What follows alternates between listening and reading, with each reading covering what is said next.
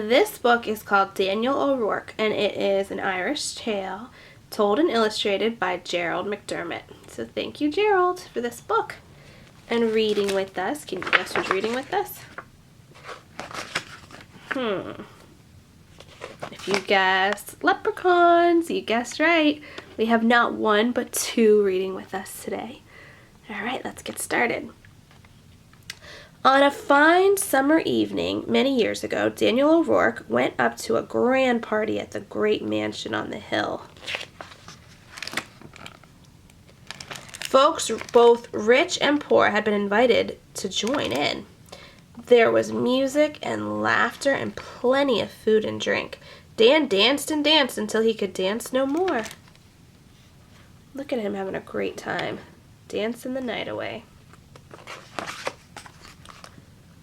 Ooh, look at all the food he had. Then he dined on green cheese and goose livers until he thought he would burst. It was well after midnight when he finally paid his respects and said farewell.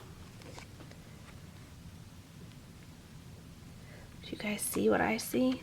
Oh, let me make it clear for you guys. Look, tiny little leprechauns. All right, let's see what happens next. Daniel O'Rourke stepped out into the night, passed through the great stone gates of the mansion, and walked down the hill toward the little white cottage where he lived with his mother. Dan paused for a moment by the Puka Spirit's tower, stretched, yawned, and then continued on his way. Just as he was about to cross the brook, he looked up and saw all the stars in the summer sky. Lovely, he said. It was then that he missed his footing on a slippery stone, stumbled, and fell headlong into the water. Oh no! Suddenly the quiet little brook became a rushing river that sparkled like the Milky Way. Whoa! Death alive! I'll be drowned now, cried Daniel. He was swept away on a wild ride that carried him far out to sea. Oh, there he is. After tossing about for what seemed like hours, Daniel was washed up on the misty shores of a strange island. Though the moon was bright, Daniel O'Rourke could see nothing, so he sat down on a rock and he scratched his head. Just then a black shape circled down from the sky and landed with a pounce in front of Dan. Sure, but it was an eagle. Daniel O'Rourke, said the bird. How do you do? Very well, I thank you, sir, said Dan. I only wish I was home again.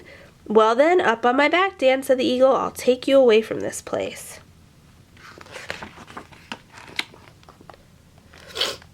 Daniel O'Rourke soon found himself being carried high up into the sky, but instead of taking Dan to his mother's little white cottage, the eagle flew higher and higher until they reached the moon. Oh my goodness, he flew him all the way to the moon? There was a reaping hook sticking out of it, and the eagle dropped Dan on the end of the handle. Oh my gosh, he's hanging from the moon. Dan, said the eagle, hold tight to the reaping hook, for I'll be saying goodnight to you now. You can't leave me here, cried Dan. Oh, I can and I will, replied the eagle. You see, Dan, I know it was you who robbed my nest last year. Now we're even. The eagle flew off laughing. Dan bawled after him, calling him a beast and a brute, but all for nothing. There Dan stayed, hanging from a hook on the moon. Look, and there the eagle went. Oh no, what is Daniel going to do? Let me make it clear for you guys. Hold on. Okay. Just then, a door opened in the middle of the moon. Good morning, Daniel O'Rourke, said a little man with a long white beard. How do you do? Very well, Your Honor, said Dan. And how did you come to be here? The little man asked. Dan then told him the story of how he had gotten lost and had been brought to the moon. Oh, that's a lovely tale, Dan, said the man in the moon. But here you must not stay. So be off in less than no time. Is that any way to treat a man so far from home? Cried Dan. You scoundrel, I will not budge. We'll see how that is to be, said the little old man, and then he disappeared inside. Oh no. Quick as a wink, the man in the moon was back with his kitchen cleaver. Oh no, he's going to chop the stick. He chopped the handle of the reaping hook in half, and Daniel O'Rourke went falling through the clouds. "Farewell to you, Dan," cried the little old man. "Don't come again unless you're invited." Daniel O'Rourke tumbled over and over. Oh, there he goes. He tumbled over and over down through the night sky.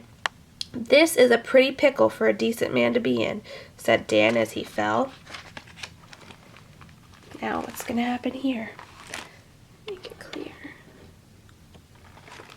The words were hardly out of his mouth when whoosh, a flock of geese flew by. The old gander, who was their leader, looked up and said, "Is that you, Dan? These geese, you see, were from a pond at the end of Dan's very own lane. Are you in good health this morning, Dan?" "I'm very well, sir, thank you," said Dan, gasping for breath. I think I'm falling, Dan," said Dan. Right you are." He's definitely falling. "Then grab hold of my leg," said the gander. "Where is it you're going so fast?" So Dan told him the long story of how he came to be in such a mess. "Dan, I'll save you," said the goose. "Just hold on and I'll fly you home." They flew and flew over the great water. Dan saw his own beloved shores. Oh, he saw his house.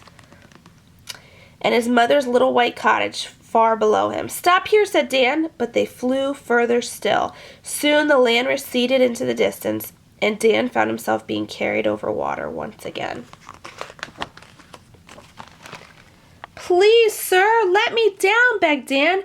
"Very well," said the goose, and gave a great flap of his wings. Dan lost his grip and went tumbling down, down, down, down. Oh no, there he goes, falling. Look, he even has feathers in his hand. Oh no! He plunged into the water and sank down to the very bottom of the sea. Just as he lost all hope, whoosh! He was shot up into the air. Oh my goodness, this guy's on an adventure. A great whale was bouncing him up and down on a spout of water. When Dan was thoroughly soaked, he heard someone say, "Get up!"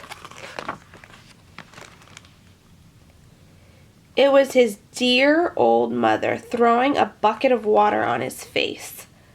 "Get up, Daniel," she said. "Only a fool would fall asleep under the tower of the puka. You've had no easy rest of it, I'm sure." Daniel O'Rourke agreed. Oh my goodness. Never again did he rob an eagle's nest, or eat green cheese, or dine on goose livers. And that was the last time Daniel O'Rourke slept under the puka's tower, and not in his very own bed. That was a crazy dream. That was funny when his mom threw water on him, look. He looks very confused, and look over there, the little leprechauns.